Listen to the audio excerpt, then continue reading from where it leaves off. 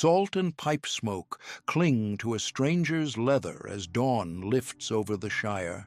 She carries a weight that smells of iron and long nights at sea, and the hobbits whisper her name with equal parts awe and fear.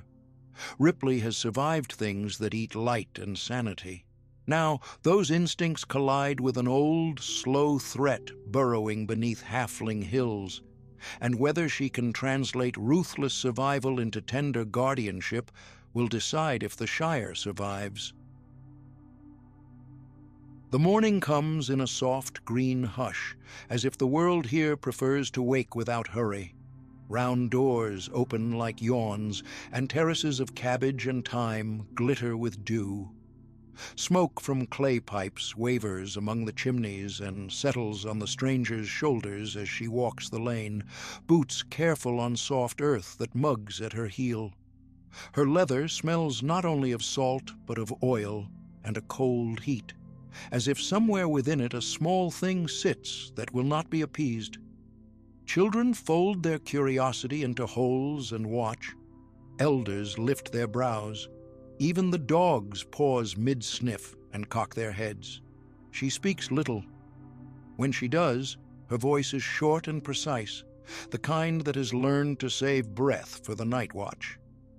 "Which way to the green?" she asks a woman bent over a hedge.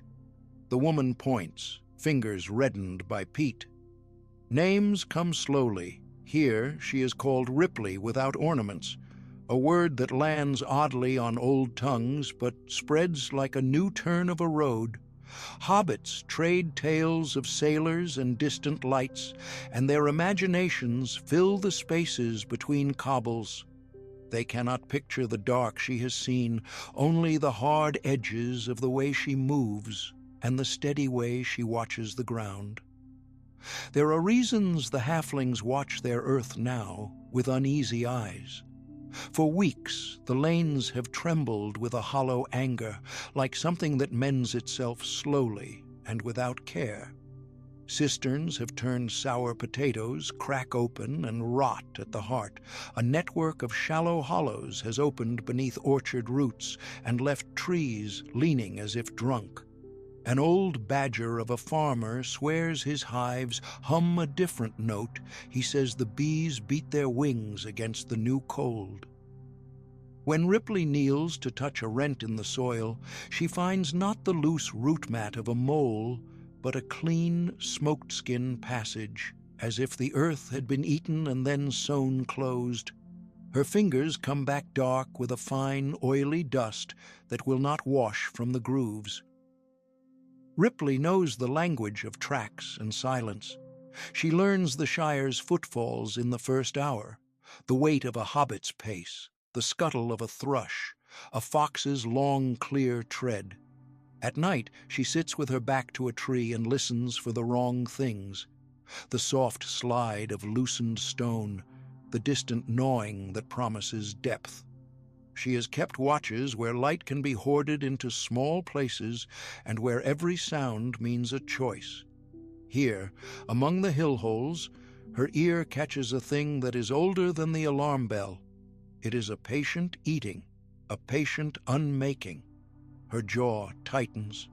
Survival taught her to make choices without apology. The Shire will ask a different kind of choice. The hobbits try to bring her into their small customs because that is what they do with strangers. They feed them, they offer clean beds, they ask about old families. A young mother named Poppy leaves a steaming pie at Ripley's door, and a child peeks through the curtains to see if the stranger will laugh at silly songs. Ripley takes the pie and tucks a corner to a pocket as if saving a candle. She sits at the table and listens to names of gardens and the gossip about the mayor's new goose, but her hands will not stay still. She sets the pie down, traces salt marks along the rim with a thumb, then speaks softly to the child. "If the ground goes, don't run back to your door. Run to the hedge and keep low," she says. The child blinks and repeats the words like a spell, and the mother's face is an open question. Not all welcome her. A small council gathers by the mill. serious hobbits with faces like turned soil who have the right to speak for the village. They ask of origins and purpose. She tells them little, partly because she has little to tell that would comfort them, and partly because words have been taxed by a life in which every syllable might be a decoy. "I have watched things that move without seeing," she says at last, and the phrase lands between them like a pebble in a bowl. There is a silence heavy with polite fear. One elder calls the danger a blight of the deep, and though Ripley hears the old word, she reads the ground with a rational eye. Names are for maps here. She must name the thing only by its work. Burrowing, eating, hollowing, curiosity and dread pull at one another. Children dare each other near the fresh rents. A pair of lads toss small sticks into narrow crevasses and watch them fall without sound. Ripley kneels again and presses her ear to earth, feeling the faint rhythm beneath, like a creature that breathes in long, slow intervals. She imagines a maw that is not hungry, but inexorable, a slow, patient rot that will hollow a hill until houses slouch and collapse. In her life, there were monsters that leapt and howled. This is worse, perhaps, for it does not move with passion, but with duty, as if obeying some deep, cold law. She is given a hearth in a burrow on the edge of the green, a long, low room with a round window that looks to the fields. The family who offer it, quiet folk named Bem and Elsie, watch her as if watching a storm. At night, when lamps hang and the wind is a soft instrument, Ripley pulls from her leather a small metal thing that the hobbits have never seen. It is cold, heavy, and sealed with a seam like the joint of a shell. She does not show them what it does, but she runs fingers along its edge and checks its balance. The children, who ask everything, are told that it is an old traveler's tool, which is both true and not. Instruction follows instinct. She begins to alter the Shire's defenses, not with bolts and towers, but with small, practical measures. She teaches hobbits to lay boards across the rents to hide the sight and to plant sharp hedge stakes where new tunnels show. She stoops with them in gardens and teaches where to test soil with a bead of hot iron. If it smells wrong, dig away. Her methods are brusque. They set a sternness over the softness of the place. One elderly gardener objects that such measures will scar the hills and that their forebears knew better. Ripley touches his knuckles, which are gnarled with years, and says, "We either keep what we can save, or we tell stories to empty holes." The words are not comforting, but the gardener nods because he sees the truth in the dirt under her nails. By day, she studies the pattern of the burrows and the way the ground gives. By night, she walks the borders of the green with a lantern and the small metal thing strapped to her belt. She listens for a tone she cannot name and degrees her sleep to 2 hours at a time. Her dreams are full of narrow passages and small bright things that vanish if looked at too long. Once, in a dream, a child calls her name and she cannot answer, for there is a hand that holds her mouth shut. She wakes with the taste of iron and promises herself nothing but to hold the living safe tonight. The hobbits begin to teach her in return. A woman named Elsie shows Ripley how to set a pot of thyme where snakes will not find it, and a boy teaches her to braid rushes for a sling. Ripley learns how to soften hands that have been used to hard tasks. She lets a child curl at her feet and listens to the small, steady breath, and something like warmth presses at the edges of her careful coldness. She realizes that tender guardianship is not only the keeping of bodies, but the tending of courage in others. This thought both unsettles and steadies her. Word comes, then, in a way the Shire knows, through rumor carried by birds and creak of cartwheels. In the northern furrows, a new sinkhole yawns, and a farmer's pony has vanished into a dark. The news moves slowly, like smoke along a hedge, but it arrives nonetheless. The small council convenes under a spreading oak and looks to Ripley as one who has placed hands upon the wound of the earth. She stands before them, the dawning light on her shoulders, and feels the balance of her two selves, one that will take up iron without pity, and one that would coax a frightened child into courage with stories and stew. She draws a breath so long it might have been taken from a sea shelf, and then she speaks. "We set watches," she says, the words short as a flint strike. "We mark the ground. We teach every hobbit to listen. At night I will walk the borders and you will keep the doors closed. If the hall's hollow, we carry the children first." The council shifts 1,000 small domestic crises live in those decisions. Eyes meet, hands find other hands. There is fear, yes, but there is also a readiness that smells faintly of peat and good bread. As she turns from the oak, the earth underfoot gives a tiny, almost polite shudder, as if the hill tests her resolve. Ripley pauses, hand on the crook of a walking staff she has borrowed from Bem. The metal thing at her belt taps softly like an insect against leather. The green stretches away with its neat hedges and leaning chimneys, and beneath it the slow thing continues its quiet work. Ripley sets her shoulders like a gate and moves toward the lanes with the new measures already forming in her head. The long, slow business of guarding a place that thinks itself safe. Her stride is certain, but inside her a question hums. Can the instinct that tore her from greater darkness learn to hold a home with hands that are gentle as well as firm? She will learn soon enough, for the ground grows louder by the hour, and the night brings the first of the hollow's true tests. The lamplight in the round doorway trembled as if some great breath had passed across it. Ripley stood half in the tunnel, one foot on the threshold and one beyond, the bowl of her hand cupped against her brow to cut the glare of stars that hung like cold coins. The hobbits clustered behind her, small shoulders, bright-eyed and tightly shut mouths, watching the rolling fields as though the grass itself might rise and walk upon them. A moth brushed past Ripley's ear, and she thought absurdly of machines and of metal. The moth's wing made no sound that could be called portent, and yet the world outside felt altered, as though a seam had opened and something old and rusted pressed against it. From the south came a distant rumble like drumming on a keg. The hobbits flinched. One of them, a young fellow with freckles and hands that wanted to be busy, whispered, "Is it thunder, mistress?" His voice was too high, too anxious for the words it held. Ripley lowered her hand. Her voice when she answered was a dry instrument sharpened by long vigils. Steady, plain. "Listen." She did not say that thunder this close never sounded like a footfall, nor that thunder made of iron leaves another after-sound in the throat. She only stood very still and let the night tell its truths.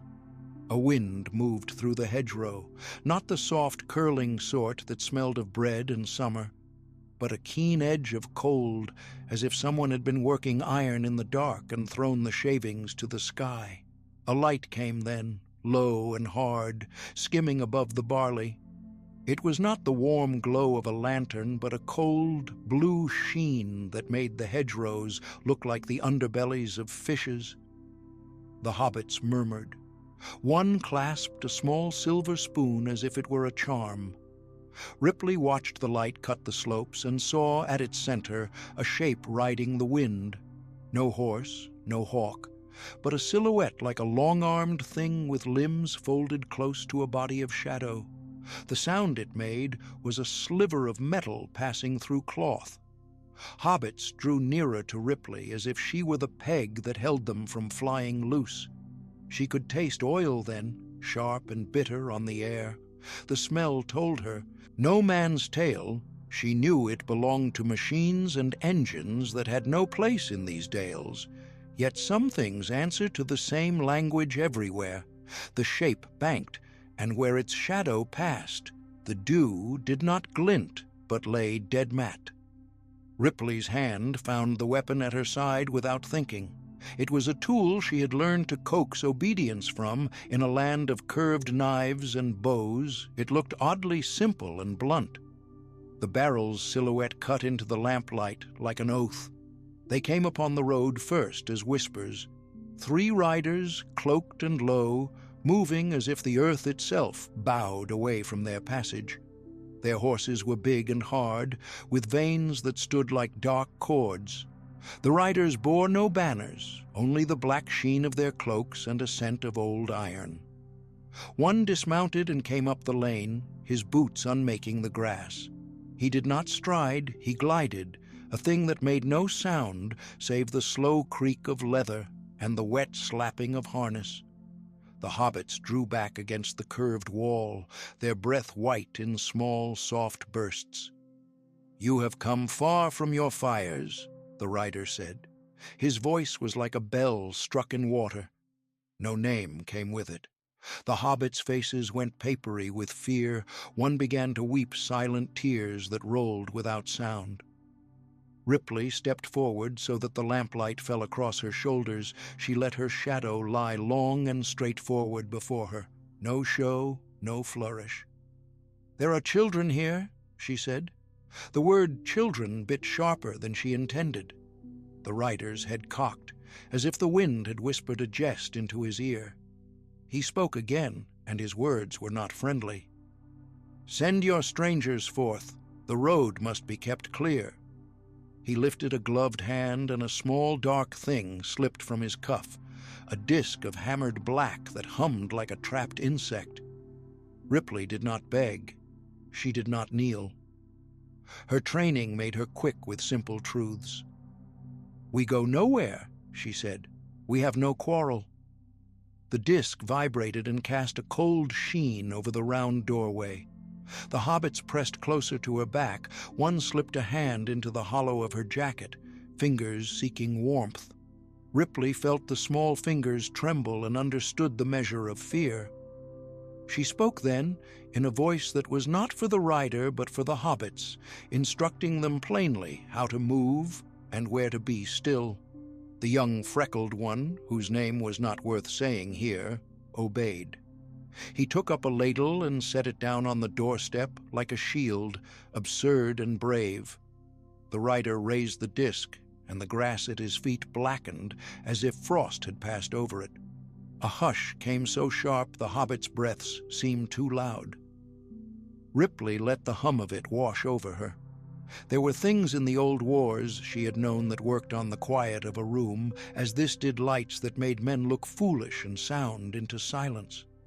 She felt for the mechanism at her hip and found another object, small, blunt, a cylinder of iron and spring, and she remembered taking it from a dead thing under a sky of smoke once, when machines had been kinder and men crueler.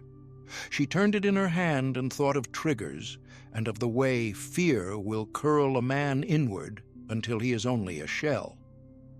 Then the sound came from the hedgerow. Not the rider's, but another voice, altogether different in timbre and roughness. It was one of the other hill people, a stout-bodied hobbit who had gone to the gate and come back with a tale of lights and of men with eyes like coals. He had found a walking stick at the lane's edge, one halberdoled and carved with knotwork. He held it now and said, in a voice that shook not from fear but from anger, "You will not take them." The rider laughed, a sound like ice cracking. Words were of little use then. The rider flicked his wrist and the disk leapt like a beetle across the earth. It hit the path between them and sank with a metallic sigh. The ground where it lay grew dull. Ripley stepped forward, and the hobbits made a small, fearful noise that was more like wind in a pipe than a cry. The standing stick snapped. The stout hobbit fell back breathless. Ripley saw the disk pulse and understood the meaning of the pulse with a clarity that had been earned in nights far from green hills. She moved as if following a long, remembered drill. She dropped to one knee, put both palms to the damp earth, and set her weight like a stone. With the blunt cylinder she had palmed, she struck the disc. The sound that answered was not loud, it was clean, like glass split at its seam. The disc rocked and skittered and stopped. For a single heart's beat, it lay still.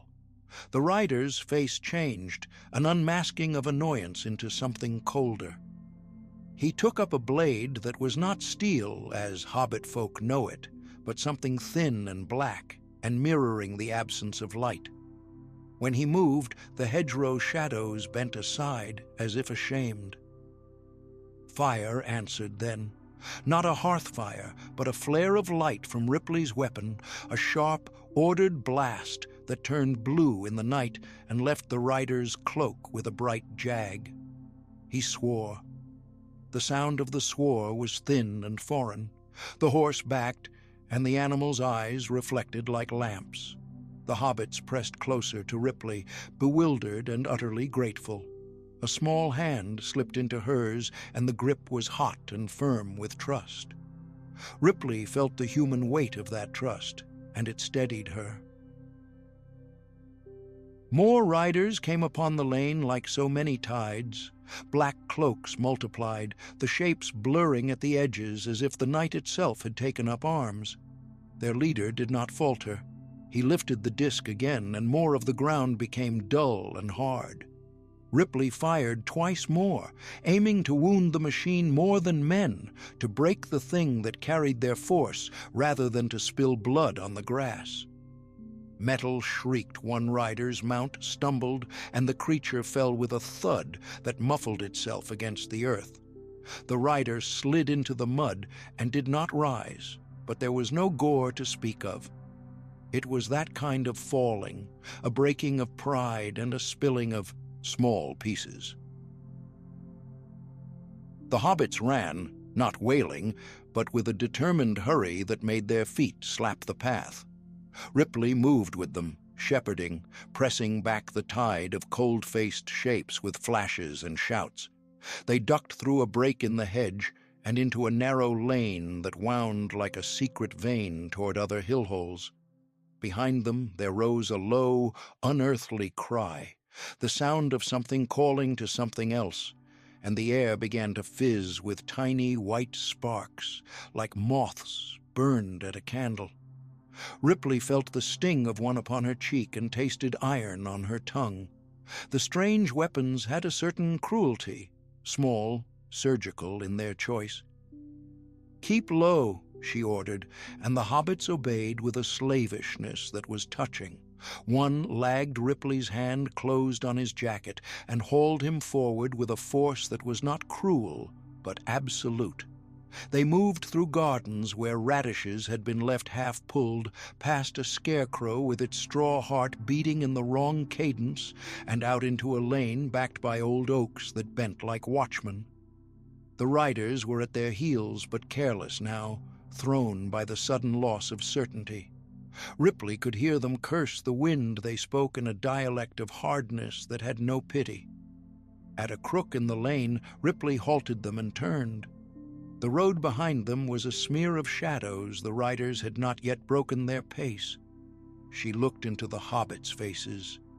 In the lamplight they were small and luminous as coins, and the weight of what they could lose was a hard thing in her chest. She could feel the old instincts crowding forward. Not the nobility of legends, but the raw arithmetic.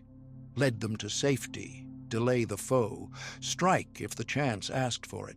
She said very calmly, almost casually, "We move by the brook. There is a boat, if the wind holds. If not, we make a stand by the ford." A hobbit piped up then, surprising himself with a question. "If the riders come to the hill-holes, mistress, what becomes of the others?" His voice was small but direct. Ripley's answer was the kind that calls direction from chaos. "We buy them time. We see them through. You keep to the caves and you listen for my whistle." She felt the weight of each promise as the night took it from her mouth. In the far field, a horn began to thread out its long note, thin and resolving, the kind of horn that gathers men and things to a purpose. Ripley heard it as another promise, darker and nearer. As they slipped away toward the brook, the plan was still only a thought with edges. The ford lay beyond the mill, a place where the world narrowed and where one could hold passage with less bloodshed than war often asks. Ripley set her jaw, tasting the cold iron of decision. She did not know whether more riders would ride that night, or whether those riders served some lord with a face like winter. Only that there was movement now between the hills and the dark, that something had stepped across a border and wished to walk unchecked. She had answers, enough for a skirmish. She did not yet have an answer for why the countryside had been chosen. They moved as one patch of reluctant flame, slipping from warm safety into the damp night. Ripley's footfalls were the loudest sound she made, measured and purposeful. She had carried others through worse darknesses and had learned that most fear was a false companion until it became real in sudden, clumsy ways. Ahead, the brook's water shone like a strip of torn sky. Behind them, the riders reassembled like clouds gathering. Ripley checked her weapon, checked the hobbits, and thought, with the simplicity of someone who trusted action over prayer, that if they were to stand and hold a line, they would do so with the stubbornness of small folk who loved their gardens and their round doors. A whistle would be needed soon, a signal to draw the others who might yet stand with them. Ripley felt the shape of that whistle in her pocket, small and plain and bright as a bone. She did not want to blow it yet. The night was still young with danger, and she wanted first to know whether those riders were the vanguard or the whole. The brook stepped in shadow and light beneath their feet, and the group of hill-holes trailed like a thought behind her. Ripley inhaled the night and set her shoulders. She had, at the least, the intention of not letting fear root these folk where they stood. The ford waited, the riders gathered, and somewhere in the hush a second sound rose, deeper than a horn and older than a metal gust, as if some bell were tolling in a far iron-washed keep. Ripley tightened her grip and moved them forward into the narrowing. The lamplight shivered against the round door, and Ripley moved through it as if she had always known its weight. Earth and peat pressed close. The low ceiling smelled of bread and pipe smoke, of wool warmed against the hearth. Voices lay like coals in the sitting room, small, quick, frightened. Hobbits clustered by the table, cheeks flushed with fear and excitement. A kettle sang its soft, stubborn song and was ignored. Ripley set her pack down with an economy that looked almost like ceremony. She did not look a stranger, now she looked like the last thing between them and a dark wind. Outside, the night had gone wrong. The stars were veiled as if by a hand. An old moon showed only a pale forehead. The garden hedges stood very still. Birds that should have been asleep at roost were silent, and even the stream, which had always babbled its small gossip, flowed hushed and heavy, like a thing with a secret in its throat. Ripley listened. She closed her eyes and felt the night as if it had weight. The hobbits watched her with a closeness that was almost reverence, for they had come to trust the stranger whose voice carried the iron-sharp edge of command and the softness of kinship. She moved from hearth to latch, as a captain checks his men. She put bowls and blankets into neat stacks, tucked candles in places that would not catch stray breath, and showed the hobbits how to brace the shutters with stout chair legs. When she drew from her pack a strip of metal and a coil of wire, they flinched at the unfamiliarity. Ripley did not explain at length. Instead, she demonstrated fast fingers, secure knots, and let them learn by copying. Her hands were scarred in the old way of people who had made pacts with danger. Little feet went in and out, giving her things she had not asked for, old bread and a child's knitted cap. She accepted them without word and tucked them into her own pockets as if gathering relics. Portents multiplied. A fox crossed the lane, but did not see them. Its eyes were glassed, and it moved with a stiffness that set the hobbits whispering of ill winds and witchcraft. From the direction of the greenway came a low keening, like dish metal against stone, long and thin. Ripley crouched by the door and listened until her jaw worked. This was not the sound of distant wolves.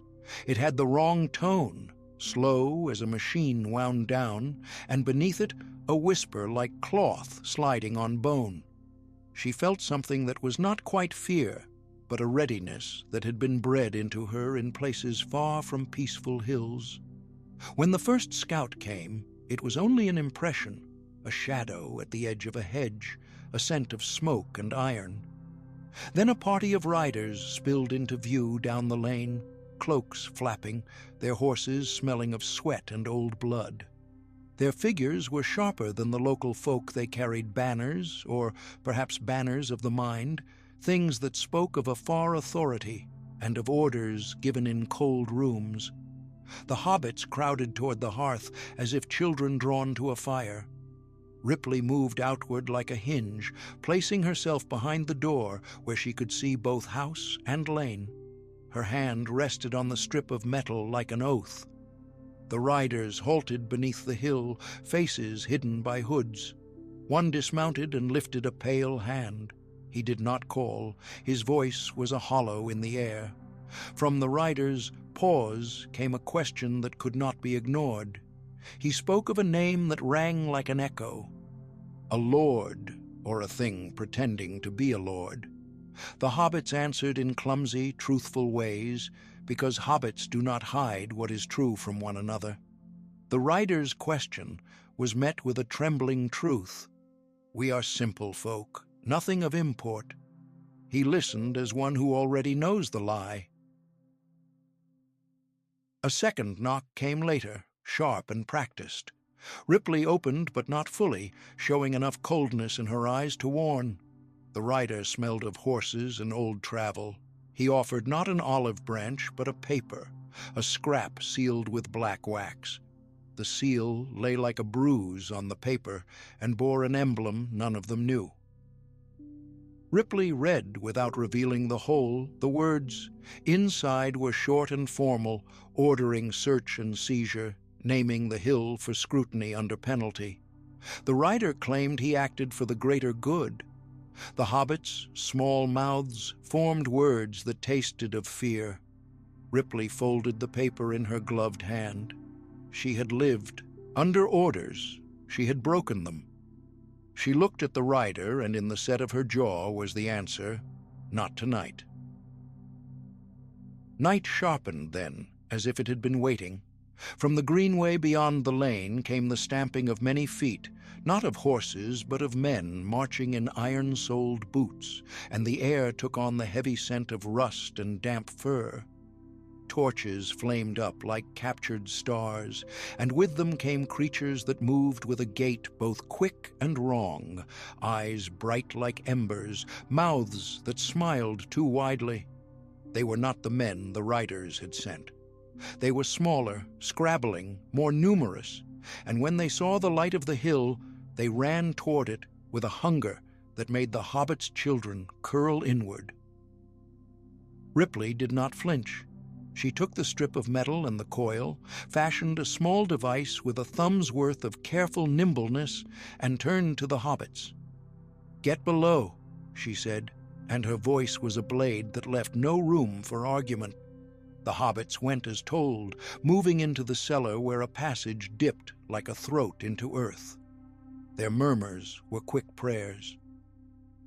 Ripley bolted the door behind them and set the blade of her tool against a wooden latch. She had thought once that nothing would startle her, then she had seen horrors that taught her how to be surprised into solemnity. She set small charges along the outer wall, simple things that would collapse a stair or make an enemy pause. She wired them with the coil and lit them for testing, not to wreak havoc, but to make a promise. Outside, the first of those small creatures climbed the garden hedge with the slick, earnest speed of rats. It smelled of rot and old coal. Ripley stepped into the lane, and the night folded around her figure as if the dark itself had grown a shape. She pulled from her pack a tube that hummed faintly. The sound was almost like a throat clearing. The hobbits at the window saw a pale flare, a light that was not of the world they knew. For them, it was as if a new kind of fire had been born, and their faces lit up with a mixture of dread and wonder. Ripley took aim as a hunter aims, but she did not boast. She breathed slow and centered, as if holding the heart of a frightened beast. The burst of light was not loud in the way of thunder, but it had a presence that made nearby things stoop. The small ones recoiled, their eyes flaring, and many fled into the hedgerow, where the roots caught them like netting, and they lay screaming for short minutes, voices rising and halting as fear took them. The riders under the hill cried out, perhaps in surprise, perhaps in command. Horses neighed and pawed at the ground. Ripley used the confusion and pushed farther into the open, setting small, purposeful fires, rings of heat that kept the mob at bay, but did not burn beyond the lane. The hobbits watched with that close, astonished devotion that belonged to those who had seen someone make the terrible thing known as a choice. Then the thing in the air changed again. Where before had come skirmishers and small predators, now a different shadow moved from the trees, as if it had been stretched there since the world's making. It rode no horse, and yet it had weight enough to make the very stones shudder. Its presence took sound and filled it with a terrible law, words withered in the mouth. One of the riders in gray, who had lingered by the gate, stepped forward and threw back his hood, showing a face pale and old in a way that did not belittle his authority. He lifted a horn and blew, and the sound rolled out like a rope of silver. It flung itself into the night and pulled at things. From beyond the wood answered an answering horn, low, deep, and close, and with it came a line of figures who moved with steadier, fewer steps, the men of a cloaked order, not cowled, but armored in the long, lean manner of forest guardians. Their arrival shifted the scale. Ripley saw the exchange, felt the tension in the line as if it were a cord ready to snap. She adjusted the little device at her hip, the metal rim catching the lamplight, and she thought of flight and of holding. There are moments that split a life cleanly in two. What has passed and what will now be required. She made the quick calculation that had long become habit. Lives she could save now, lives she could not. She counted the hobbits in the cellar by number, not by name. She weighed the riders' claim against the hungry rout beyond the hedges, and she made a choice that was neither bravado nor cowardice, but something quieter, the necessity of one who would die for a thing she loved. She signaled to the one who had thrown back his hood, not with words, but with a small, steady movement. This was no parley of kings, it was an arrangement of practicalities. He approached with the studied caution of a man who did not mistake mercy for weakness. Ripley offered a single fact: time. She could hold until dawn, or until the party in the lane reached them with orders to search. She could buy a sliver of morning in exchange for the hill people's safety. The rider in gray read her face and found in it an insistence he could not bargain with. He lowered his horn and nodded once, an agreement struck with the weight of the hill upon it. Behind them the small creatures rallied and came at the house again, more cunning now, creeping like a tide toward an inlet. They were joined by a larger force, men in half armor, who gestured with cruel hands and shouted commands in a language that sounded like broken pebbles. Ripley set herself between door and threat and felt the old machine in her shoulder ache with remembered blows. She did not brandish weapons as trophies, she placed them where they could serve. Her movements were a litany of care, a plank wedged, a window barred, a path to the back 70% clogged with trip strings. The hobbits in the cellar listened to the sound of her work as if it were a psalm. When the first tide of attackers struck the hedge banks, the rider in gray and his cloaked men met them with a line that was neither heroic nor theatrical, it was simply solid. Steel sang in small, precise chords, and for the first time since night fell, there was a rhythm between those who would keep and those who would take. Ripley fought at the margin, a guardian of the threshold, and the hobbits, pressed together, began to whisper not prayers, but names, as if naming might be armor. She caught one voice, a child's, and thought how the future is always made up of such small, mortal things. She let that thought sharpen rather than dull her.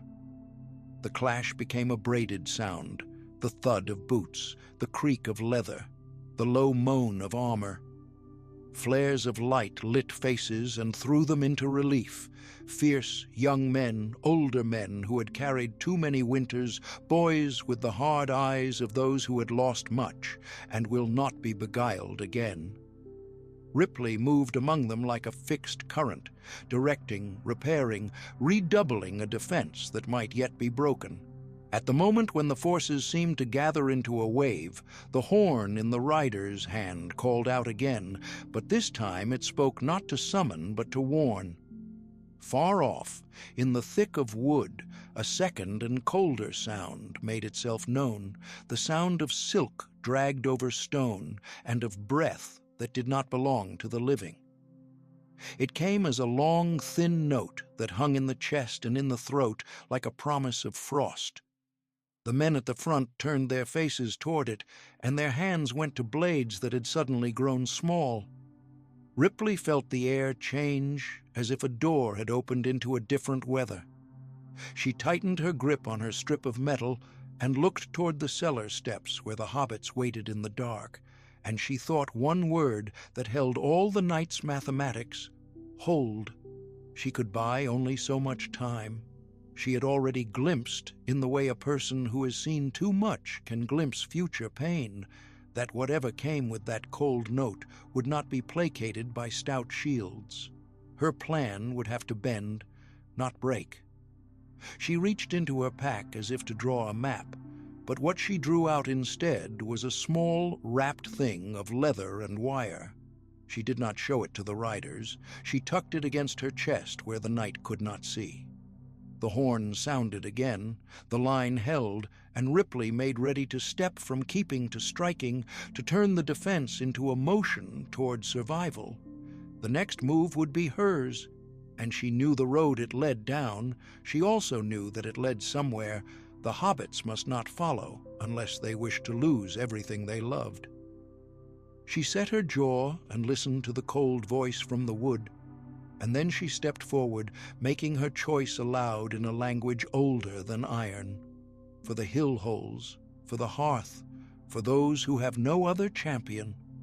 The shriek came from the hollow of the night, not a bird's cry nor the wind through pipeweed, but a living absence that made the hearth embers seem sudden and inadequate. Ripley felt it in the stub of a hand and in a memory that was not. Of these hills, a memory of cold corridors and something that would not be burned away. She moved before thought, because there was no time for thought where fear ran like a river and the small folk trembled on its banks. The hill-hole door, a stout round of oaken grain, banged under the first pressure, and the hobbits crowded back into the dim, pressing arms against one another as if warmth might hold the dark at bay. A horse's hoofbeat came then, singular and slow, a thing that should have been heard from an open road, yet sounded as if it walked on the boards of the world itself. Through the thin panes of glass, Ripley saw a shape blacker than the night beyond it, and upon that shape a rider like a seam of shadow. The thing did not breathe. It made no steam where its mouth might have been. The hobbits fell silent as a field at dawn, every small hair standing on end. One of them, a girl with hair the color of toasted barley, whispered a name she had heard told with a sharpness that never sat well in the mouth. Wraith. The word itself made their knees shake. Ripley set her weight against the door with both hands. Her palms found the heat of a metal object in her pack, something jagged with soot and wrapped in oilcloth. She had brought things that did not belong to these hills because the world she had come from was full of machines and harsh lights that cut through fear. She had learned how to make tools speak like thunder. No one had thought to bring thunder to the Shire. She pressed the object against the latch and sent a little flame through the gap, a controlled sharpness that hissed and licked out, and for a moment the whispering wind in the doorway flared with orange teeth. The sound the rider made answered the light like a thing stung. The creature drew back as if struck. That backward step told the hobbits more than any speech could. Light was a blade here. They breathed as one. Old Bungo Took, who had put his shoulder to many doors, found his voice and spoke it low but clear, like a bell from the cellar. "Out the back," he said, meaning every man, woman, and child save one. Ripley met his eyes and nodded. There was no time for argument. Their hill hole had been a shelter of pleasant things, stew glassed with fat, a chair that had spent decades bending to welcome, a pipe stand smelling of Latakia. They left those like ghosts leaving station, with their hands full of nothing and their feet knowing the quick steps of those who flee. Outside, the garden was a maze of shadow and the smell of crushed herb.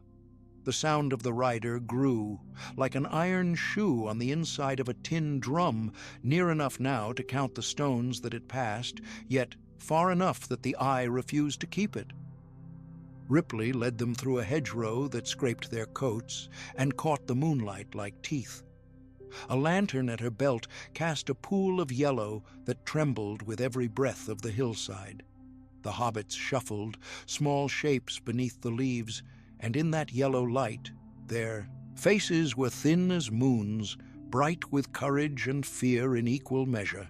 None of them had ever seen a thing meant only for ominous ends, and yet they had the steadiness of folk who know their fields and their folk better than any trader ever could. The rider came to the edge of their land then, and where it stood, the air grew cold enough to taste metal. It was not only the rider that chilled them. Behind him came a quiet like closed books, the muffled sound of other feet that kept time but never marked it. Ripley felt something old and hungry in that quiet, and she thought of the corridors from which she had escaped, of hatch seals and the brittle names of fallen companions. She understood that this thing would know no bargain, would take by hunger and not by cunning alone. She placed her hand on the shoulder of the nearest hobbit and spoke, her voice stripped of the tinkerer's accent, grown raw with years of command. "Listen," she said. "You keep low, you keep quiet. If they come to the gardens, do not run. We will be the stones they trip on." They moved like a small river of shadows toward the old orchard, a little further from their hole and closer to the forgotten watchstone where children had once carved names. The orchard smelled of rotten apples and sharp grass. It was a place the wraiths had not chosen for their passing because it remembered a joy the world had tried to smother. Ripley took a forked branch from a hedge and stripped it to a spear. She taught a young lad how to sling a stone with the same patience she had used instructing the crew of a rusted craft in the use of a plunger valve. Quick hands and the exact tilt of the wrist mattered. He flinched the first time and cursed the stiffness out of his jaw. She did not laugh. She showed them how to be small but not helpless. The first of the black riders came close enough for the hobbits to see its eyes like coals gone out. It put a hand to the air, and the moonlight seemed to pull away, as if the world remembered a darkness older and broader than night. Ripley set her lantern down and, without hesitation, opened the oil chart she had wrapped at dawn. From it, she took a device of iron and glass and set it to a small, roaring blackness that exhaled. It was not a great thing. It made a thin line of flame and hummed like a contained storm. She knew how sound and light unsettled that which fed on fear. She thrust its mouth toward the oncoming shadow and let that light bloom. The wraith recoiled, shrieking without voice, a terrible tearing in the chest of the night. They had found a cut in its unmaking. That cry brought other things, figures that were not as tall as the riders, but no less terrible, snarling shapes that moved with a slavering hunger. They were the wargs the tales had warned of, and they leapt from the hedges with the suddenness of spilled ink. The hobbits flared into motion, brandishing forks and flinging stones. One struck a beast in the brow, and it yelped. Another tripped and fell, fingers clawing at earth as if to become root. Ripley moved like something born of openings and shutterings. She ducked, she pushed, she made a belt of hobbits where none existed, and she thrust the little flame device into a flank of the nearest warg. For a moment the beast shook as if heat had split its skin, and with that yelp, its pack breath became a ragged affair that the riders could not abide. They fought not only with tools, but with shouts, and the shouts became a pattern, a drum to strike at the confidence of the foe. Old Bungo, with a fork in both hands, sang out a line of some long uncared of battle rhyme, and that tiny song startled the children into bravery. It was simple, but it was theirs. Ripley found herself listening to the rhythm of their voices the way a helmsman listens to a ship's timbers. The rider who commanded them fell back, his horse's eyes glossing with a cold that no beast should carry. Ripley saw then the true advantage of those small hands and small hearts. They had nowhere else to run, and therefore their courage was not a fickle thing. It held, stubborn as roots, even as the wraiths pulled back like cut rope. Even so, victory was not theirs. The wraiths withdrew only to circle, to gather the dark like a cloak, and lay it again upon their steps. Their intent was patient and old, a thing that could wait for the slow erosion of hope. Ripley understood the old cunning in a way the hobbits did not have to yet. An enemy that returns, that scents the marrow of a sheltered folk and waits for their guard to waver. She could not keep the light forever. The little flame at her hip sputtered as if to remind her of limits. The hissing device thrummed, and her hand ached from its weight. She looked at the hobbits gathered around her, faces pinched with the night's smoke, mouths set, small fists clenched, and she felt the shape of her decision inside her like a hard stone. To let the wraiths linger would be to invite them in, to trade 100 quiet nights for one long, terrible morning.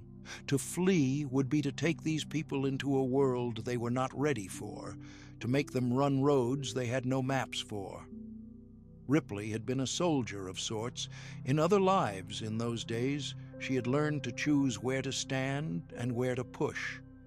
She took a breath that tasted of iron and apple peel and spoke, not to them now, but to the night and the thing that thought it had them measured. "We take the old road to the watchtower," she said.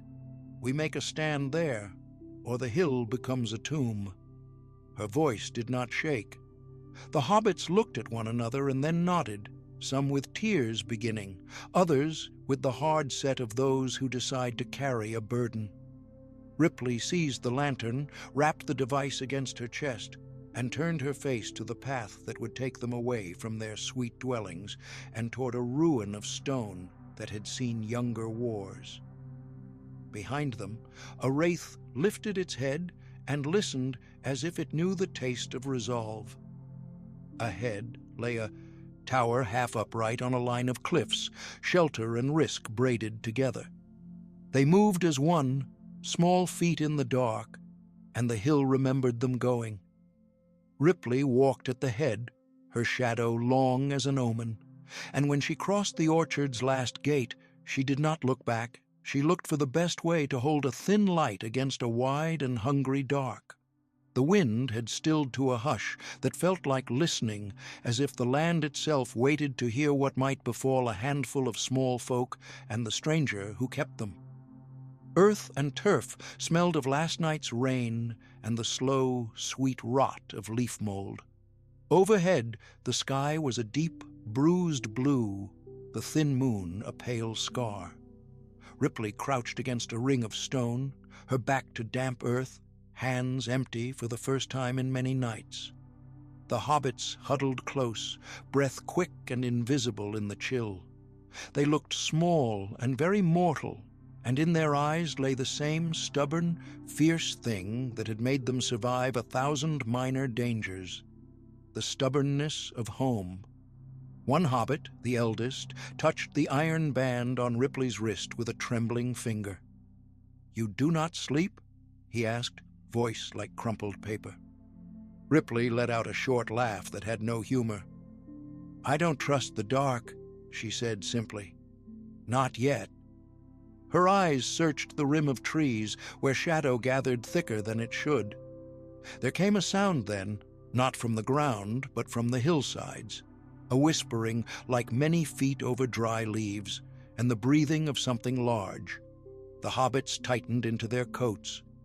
Even in their smallness, they smelled the wrongness, leather and metal, and a distant sour tang that could not be named for lack of a word in their tongues. Ripley rose and moved like a shadow made of purpose.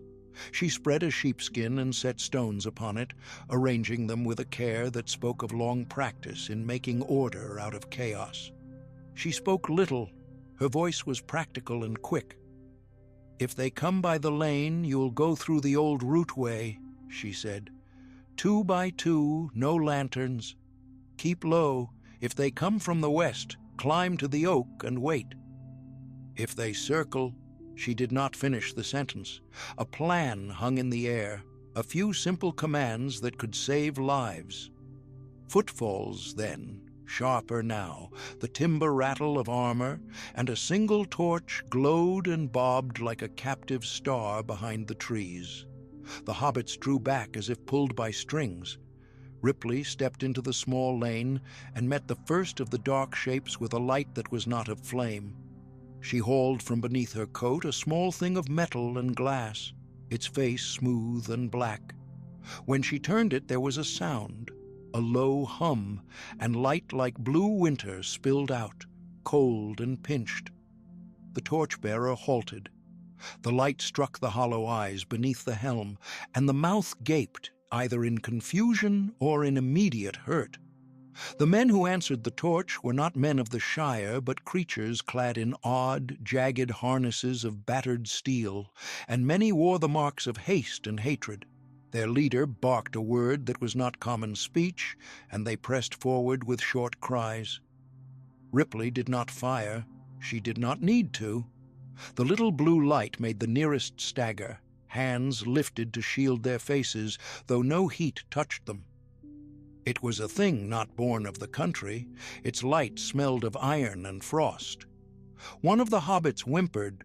Another began a prayer he had never learned. A shape detached itself from the trees, larger than an ox, moving as if padded by cloth. It had no face but a dark, ridged helm and a long halt that tipped like a spear. Ripley watched it calmly. She stepped into the lane, chest rising and falling slow. The leader of the strange band advanced now with a short sword and an order. "Take them," he said, and the word fell like a stone into the stillness. Ripley moved. She did not leap or shout. She walked forward into the ring of men, palms raised, the blue light in her hand. For a heartbeat, the men's eyes took her in. The worn scars, the hard mouth, the steady look she gave them as if measuring a thing that might be an enemy or a child. She spoke in a tongue that had no place in the hills, but the cadence was plain. "Leave them," she said. "They are of no trade to you." The chief laughed, a sound of cracked stone. "Your tongue is a pipe of lies," he said. "We seek folk of coin." Ripley smiled without humor and pressed the metal device to her other wrist. There came then a different noise, thin, like the struck wire of a bell stretched across a long hall. The men staggered as if a band within their ears had been struck, hands flying to heads. 2 of them fell to their knees. The torch went out as a breath took it. From the trees came the shrieks, several at once, sharp and wet. They were not cries of men, but of creatures more patient and worse than men. The scent in the air changed. Ripley did not glance at the hobbits. Instead, she led. "Go," she said to them, and the order was a rock. They obeyed, moving as taut, silent feet on the soft earth, following the path of root and darkness toward the old rootway. One child, a hobbit only a little younger than the others, ran back and grabbed Ripley's coat. "Don't leave us," she whispered. Ripley paused, and for a moment she allowed the small hand to close against her. She had no hearth, no kin here. Her life had been a song of survival and loss, and all that lay between. Yet in that hold she felt a bright, terrible want to protect, to shepherd. She knelt then and untied the strap about her wrist, the thin band of leather and the cold metal on it. She pressed both into the child's hands. "If you find trouble," she said, "so simple a thing, do this." The child looked at the metal as if it were treasure, then nodded solemnly. She rose and turned away. Beyond the trees, the dark shapes gathered like a tide. The strange leader had stiffened and now stooped, as if to listen beyond hearing.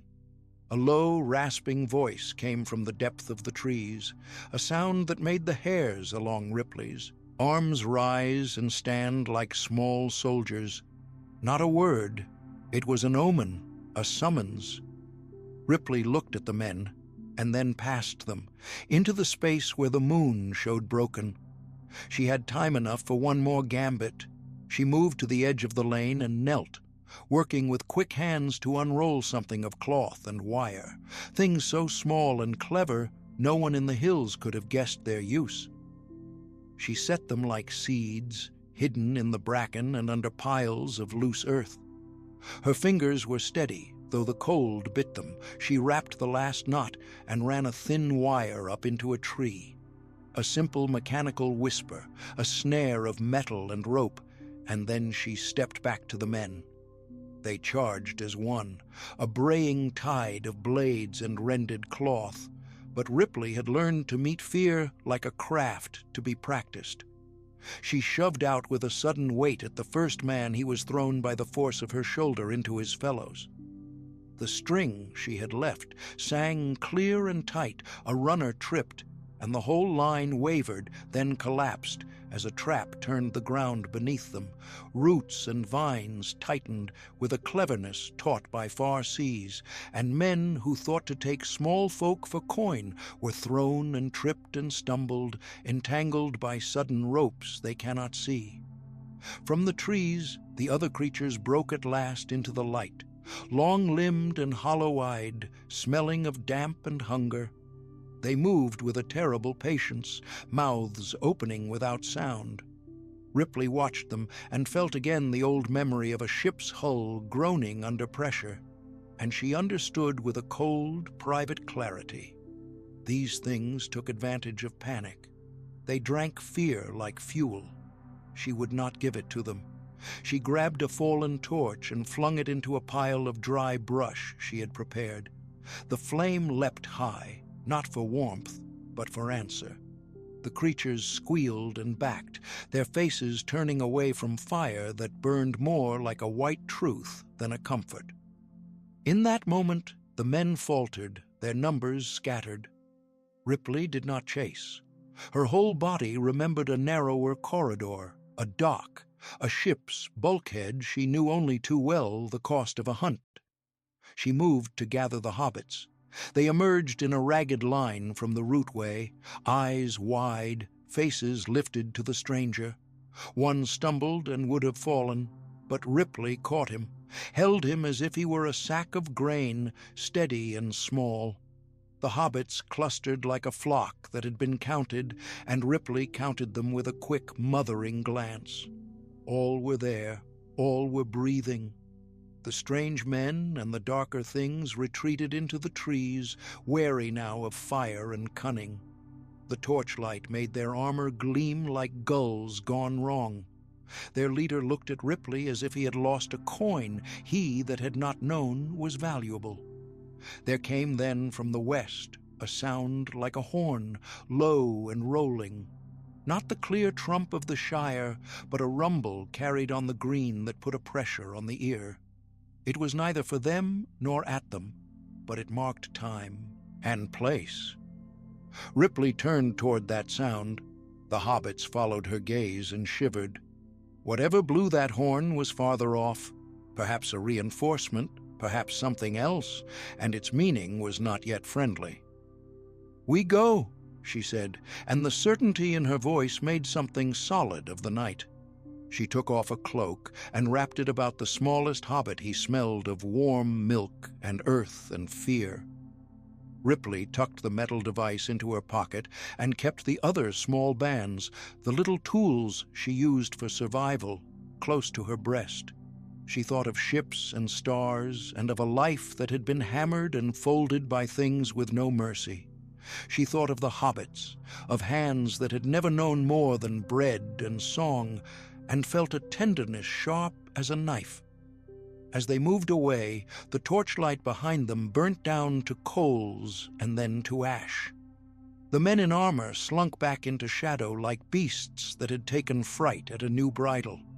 The creatures followed, their hunger unresolved, their voices a promise of return that made the trees shiver. They crossed the low ridge and entered a hollow that smelled of thyme and old stone.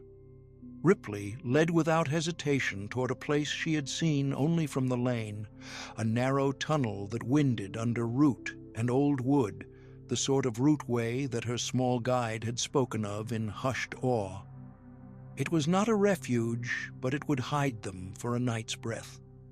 Her steps were careful though swift, and the hobbits fell in behind her, their bare knees flashing in the moonlight. Before she slipped into the cut of earth, Ripley paused and looked at the sky, at the moon like a thin coin. To the east, a thin thread of red lay low on the horizon, a light like a coal kept alive by many hands.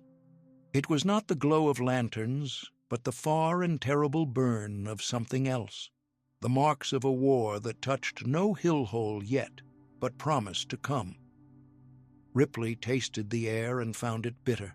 She did not know whether the thing was a fire or a forge, a city fallen or a smith at work, but she knew this. The world she had stumbled into was larger and darker than the hedge-sides and T-zongs of the hobbits. She knelt once more to the smallest hobbit and placed her hand on his head, feeling the fine hair and the pulse beneath. "When you wake," she said quietly, "you'll find a path. Follow it to green, not to flame. Tell them the stranger kept watch." She did not ask whether they would accept this. She knew hobbits for what they were, stubborn, loving, and able to be brave in small, clear ways. They crept into the rootway, and the earth swallowed them, closing with the damp smell of moss and the sound of 1,000 small feet. Ripley's hand lingered a moment on the stone mouth, and then she let it fall. She would not sleep in the cold for too long. Her life had taught her to keep moving. The horn to the west rolled again, nearer, a threat and an invitation. Ripley felt the weight of choice settle upon her shoulders like a pack. She would not leave these hills, unguarded. She would not trade safety for herself while these small hearts beat. She set the hobbits in a ring and drew from her coat a strip of smoked hide and bread wrapped therein. She handed out slices and a cup. The little voices that tasted the bread softened into a quiet murmur of thanks, of names whispered in the dark. Ripley sat with them, her back to the route, listening. Beyond rock and wood, something moved, wheels on road or beasts on march, and the glow on the horizon burned like a promise and a threat.